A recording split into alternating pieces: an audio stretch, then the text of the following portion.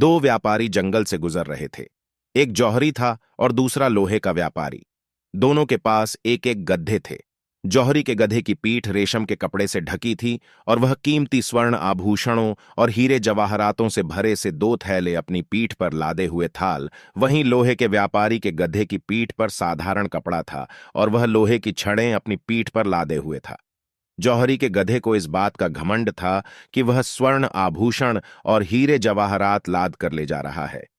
वह बार बार अपनी बातों से लोहे के व्यापारी के गधे को नीचा दिखा रहा था। लोहे के व्यापारी के गधे को बहुत बुरा लग रहा था, लेकिन वह चुपचाप जौहरी के गधे की बातें सुन रहा था। अचानक डाकुओं ने उन्हें घेर लिया।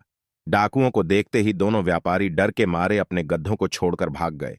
डाकू गधों की पीठ पर लदे सामान देखने लगे। उन्होंने देखा कि लोहे के व्यापारी के गधे पर लोहे की छड़ लदी हुई है। कीमती सामान न देखकर उन्होंने उसे भगा दिया। जौहरी के गधे की पीठ पर कीमती सामान था। उन्होंने उसे पकड़ लिया और उसकी पीठ से कीमती सामान निकालने लगे। गधा जब भी विरोध करता, वे लाठी से उसकी खूब सुताई करते हैं। घमंडी गधे को उसके घमंड का फल मिल गया था। कभी घमंड नहीं करना चाहिए, कभी न कभी घमंडी को नीचा देखना ही पड़ता है।